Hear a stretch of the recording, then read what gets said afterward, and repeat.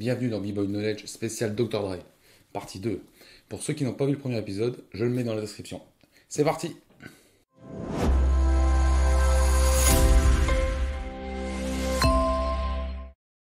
« 1991. Dre se barre également de NWA, mais il est coincé chez Ruthless Records, détenu par Eazy-E et Jerry Heller. Il s'associe avec Suge Knight, ancien footballeur, un géant hyper violent qui a des méthodes brutales et traîne avec des membres de gang. Ça fait un moment qu'il s'incruste dans la bande, à la base, en tant que service de sécurité. Il dit à André, si tu veux, j'ai du fric. On peut s'associer et je m'arrange pour te faire rendre ton contrat et tu seras libre. Dre n'a pas beaucoup de choix. Il lui dit, ok. Suge part voir Eazy-E pour lui demander de signer un papier afin de laisser Dre partir. Eric refuse. Il sera passé à tabac par Suge et ses potes des Bloods à coups de batte de baseball ce soir-là. Mais ce qui est moins connu, c'est que si Suge avait appelé Eazy-E seul, déjà Eazy serait sûrement pas venu au rendez-vous. Et ce qui est sûr, c'est qu'il ne serait pas venu tout seul. Ce qui n'est pas raconté dans le film NWA, ni dans le reportage de Netflix, c'est que Dre aurait appelé Eazy en lui disant « Viens en studio ce soir, on va parler ». C'est pour cette raison qu'Eric est venu seul ce soir-là. Bref, Dre est libre maintenant. Il fonde avec Suge Death Row Records. Lors d'une soirée d'enterrement de vie de garçon d'un pote, Dre entend Snoop pour la première fois. Il l'avait déjà croisé car Snoop dealait. Le demi-frère de Dr. Dre, Warren G, met la cassette et Snoop rappe dessus. Dre kiffe direct. Il appelle rapidement Snoop car il se dit « faut que je produise ». Dre dit à Snoop « viens lundi au studio ». Snoop débarque là-bas, André balance une instru et Snoop fait une improvisation de malade dessus. Dr. Dre est emballé, il se dit « on va lui faire un album solo », en compagnie de Warren G et D aussi pour l'aider aux paroles. Ils vont dans la nouvelle maison de Dre. Il y avait juste une chambre d'aménagée ainsi qu'un studio en bas. Le reste était vide. Ils squattent tous la maison pour créer l'album ensemble. Il y avait aussi Nat Dogg qui était souvent présent. Dr. Dre était assigné à résidence. S'il ne pouvait pas sortir faire la fête viendra à lui. Donc il faisait parfois des grosses fêtes et entre deux il bossait d'arrache-pied sur les prods. On se retrouvait en bas à faire des chansons, sans aucun meuble. Certains soirs, c'était juste lui et moi, et d'autres, il y avait 1000 fils de pute avec nous. Snoop était le roi du freestyle, mais il ne savait pas structurer ses textes. D aussi était son prof afin de mettre ses textes sur papier et les structurer correctement. 1992, The Chronicle prend environ un an de réalisation. Dr. Dre avait mixé, masterisé et même fait la pochette tout seul. Il a tout donné dans cet album, pour lui, ça passe ou ça casse. Il apporte le CD tel quel à toutes les maisons de disques de Los Angeles et New York. Tout le monde dit non. Personne ne voulait bosser avec Death Row. Après toutes ces histoires avec NWA, le vrai problème c'est qu'en 1992, des médias et des associations aux États-Unis se liguent contre le rap suite à des grosses émeutes, des manifestations anti-rap et certains porte-paroles disent que le rap est à l'origine des crimes aux States.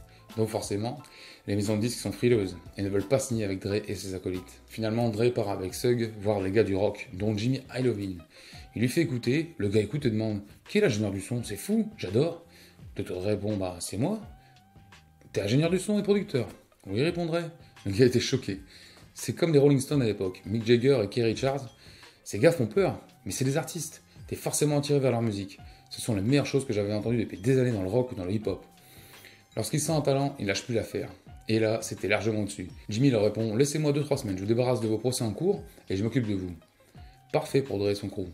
La même année, Interscope acquiert les droits exclusifs de distribution du label de rap hardcore Death Row. Jimmy Iovine était à la tête de cette boîte. Ce gars était comme Dre, mais dans le rock. Il a découvert et produit entre autres U2, Patti Smith, No Doubt, Marilyn Manson, Lady Gaga. Dre et Jimmy vont faire beaucoup de choses ensemble à partir de cette date. Vous allez voir. Un carton. The Chronicle rapporte 1,7 million en 9 semaines. Ils enchaînent avec la couverture de The Rolling Stone magazine. C'est complètement ouf. Snoop à la base s'en tapait. Il savait même pas qui était Rolling Stone. Lui, il voulait être en couverture de Soul magazine. C'est hip-hop au moins. Et il commence à voir des blancs à ses concerts. Il lui dit « Ah Snoop, on t'adore !» Il débloque. Juste après ça, la chose la plus attendue était la sortie de l'album solo de Snoop. Dre l'avait introduit en featuring dans Chronicle. Maintenant que le public avait accroché, il pouvait lui faire un album solo. Doggy Style sort en 1993. Ça y est, le rap vend des millions d'albums, les rappeurs deviennent riches. La réalisation du clip Who Am I, What's My Name de Snoop est fait par Fab Five Freddy, mais rien que ça. Mais pendant le tournage, il y a beaucoup trop d'attroupements, des bagarres autour du plateau de tournage. C'est le bordel. Les hélicoptères de la police débarquent, fin de tournage. Dre dit à Five Five Freddy qu'il allait poursuivre le tournage ailleurs, s'il était ok, qu'il les suive. Fab arrive chez Dre, il se croit dans l'album de Chronicle. Des partous, de l'alcool, des fêtes, des bagarres. C'était très street là-bas. Après 3 jours de tournage sans voir Snoop, il demande à Dre Snoop il fait quoi? Dre lui répond qu'il fait profil bas pour l'instant. Car lui et son garde du corps sont inculpés pour meurtre, suite à une querelle entre gangs. Et il va revenir. Sugg appelle Jimmy à la maison de disques pour prévenir que les infos risquent de parler d'eux, mais qu'il s'inquiète pas, tout le monde va bien. De là commence la guerre des gangs. Snoop traîne de plus en plus avec des mecs qui s'habillent en bleu pour représenter les Crips face aux gangs des Bloods en rouge. Ils traînent tous avec des gars musclés et armés. Pendant ce temps-là, un soir, Dre se fait arrêter au volant de sa Ferrari Testarossa blanche, en excès de vitesse. Il roulait déjà vite, mais lorsqu'il voit les flics et les gyrophares, il accélère. Il était au moins à 200 km/h sur le grand boulevard. Il sait pas trop pourquoi il a fait ça, sur le coup, montée d'adrénaline. Bref, il s'est chopé 5 mois de prison pour conduite excessive en état d'ivresse. 5 ans avant d'aller chez Death Row, Tupac sort 3 albums chez Interscope. Au début, Tupac était contre l'injustice sociale. C'était quelqu'un de sensible. Et au fur et à mesure, il traîne avec des gars chelous, il est impliqué dans des fusillades, des cambriolages. Donc dans tout ce bordel, Interscope commence à avoir des ennuis avec la presse. Ils produisent des rappeurs, mais aussi Marilyn Manson. Vous imaginez un peu le mélange? La presse papier et télé commence à s'en prendre à cette maison de disques. Pour eux, c'est à cause d'eux, toute cette violence dans les rues. Ils sont en train de promouvoir la violence. Dans l'Amérique puritaine, ça passe pas. Comme si ça suffisait pas, Time Warner veut racheter des parts et finalement tout Interscope pour une très très grosse somme d'argent. Bien sûr, ce qui fait qu'attiser le feu des médias sur cette histoire. 1995 est une année de transition pour Dre. Pendant son séjour en prison, il a beaucoup cogité. La même année, Dre revient vers Eazy. Ils se reparlent et décident de refaire un album de NWA ensemble, avec Ice Cube bien entendu. Mais quelques temps après, Eazy est emporté par le sida. Dre lui rend visite à l'hôpital et croise Ice Cube. Ils se prennent dans les bras après toutes ces années sans s'être revus. Sur un mois de temps, Dre sort de prison, Eazy-E décède. Il revoit Ice Cube après des années de brouille. Et directement derrière, ils sont invités aux Source Awards, l'équivalent des Grammy ou des Oscars dans le hip-hop. Dans le public, tous les gangs étaient réunis. Blood d'un côté, des Crips de l'autre. Entre deux, des gens du Queens, du Brooklyn, du Bronx, etc. Donc une salle remplie d'un public chaud et prêt à la baston. Death Row sont les premiers dans le rap game. Bad Boy Entertainment commence à pointer le bout de son nez, mine de rien, avec en tête d'affiche ce soir-là Puff Daddy et Notorious B.I.G. Alors que personne s'y attendait, Death Row met le feu aux poudres. Le délicat Suge Knight tient des propos hallucinants envers ses adversaires de Bad Boy. Heureusement, Snoop s'empare du micro et réussit à calmer l'affaire. Je vous rappelle qu'ils sont pas chez eux, ils sont sur le territoire de Bad Boy. Et Suge se permet de les humilier sur leur propre territoire, c'était chaud. Un peu plus tard, Suge insiste pour avoir Tupac chez Death Row. Finalement, Death Row et Interscope payent la caution de Tupac et veulent sortir un album produit par Dr. Dre avec lui. Suge part chercher Tupac en limousine blanche devant la prison. En échange, Tupac signe avec eux. Vous allez voir, tout ça a son importance. Tupac s'en sentira redevable auprès de Suge. Ils enregistrent et sortent le grand succès California Love, avec au Tollbox le grand Roger Troutman.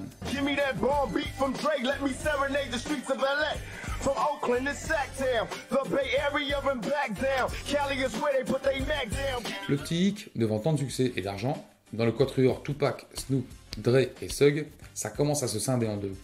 Suge se rapproche de Tupac et les deux commencent à chercher des embrouilles à Bad Boy Records. La guerre des gangs commence. En plus de ça, Suge commence à monter Tupac contre Dr. Dre et ça tombe dans les oreilles de Snoop qui décide de ne pas suivre Tupac et d'en informer Dr. Dre. De son côté, Dre commence à être saoulé par toutes ces histoires. Il veut se barrer de chez Death Row Records, sans même demander une indemnité. De toute façon, devant le tyran Suge Knight, pas la peine de négocier. Il en avait marre, ça devenait trop violent. Des gens se faisaient tabasser dans le studio ou des fusillades éclataient dehors ou à côté du studio. Dre en avait sa claque de tout ça. Du côté de chez Interscope, c'est pareil, le boss entendait tous les jours des nouvelles histoires aux infos, des fusillades et autres. Ilovine voulait juste laisser la libre expression de chacun. Il se demandait si finalement il aidait des gangs, ou s'il laissait juste s'exprimer le hip-hop via le gangsta rap. Warner, qui avait 50% des parts d'Interscope, propose de tout racheter pour 150 millions de dollars. L'un des deux dirigeants veut vendre, toucher le pactole et ainsi être débarrassé de Death Row et de toutes ces emmerdes. Jimmy dit non, surtout pas, c'est nous qui allons acheter leurs 50%. Et c'est ce qui se passa finalement. À croire que le boss d'Interscope aimait les emmerdes. Mais c'est de pire en pire. Jimmy Iovine est obligé de se déplacer en gilet pare-balles et il en prête à ses amis qui l'accompagnent. Il reçoit beaucoup de menaces de mort et d'intimidation. Tupac déclare la guerre ouverte à Bad Boy Entertainment, une fois de plus en plein concert. Nous sommes en 1996, c'est chaud. Comme souvent, Suge et Tupac partent voir un match de boxe avec Mike Tyson à Las Vegas. Sur place, une grosse embrouille suivie d'une bagarre. Tupac et d'autres sortent et là... Et une voiture part à toute vitesse. Tupac meurt à 25 ans. Tout le monde est sous le choc. Pourquoi aller jusque-là? Snoop comprend pourquoi Dre s'est barré, il a eu raison. De son côté, Suge est emprisonné pour un bout de temps. Et il fait beaucoup d'allers-retours en prison. Mais je ferai un épisode spécial sur lui. Dre en conclut que l'ère du gangsta rap est finie. Quand tu vis pour les armes, tu meurs sous les armes. Toute la violence que tu propages autour de toi te revient un jour en plein visage. C'est tout pour aujourd'hui. Alors j'ai dû survoler certains dossiers. Je ferai très prochainement un épisode sur Suge Knight, Tupac, Eminem et Snoop. pour entrer plus en détail dans leur carrière. Alors restez connectés et abonnez-vous. Peace! Los Angeles était à feu et à sang. Les mecs arrivaient au studio avec des télés, des grippins et des trucs comme ça. C'était devenu le marché au troc dans la régie. Vous foutez quoi là, putain? On essaie de faire un disque ici. Moi, je disais, on s'en tape, gros. Parce que j'allais chourer tout un tas de trucs pour les ramener au studio. On vendait ce qu'on avait ramassé, genre, ouais, viens dans le coin, gros, j'ai à vendre.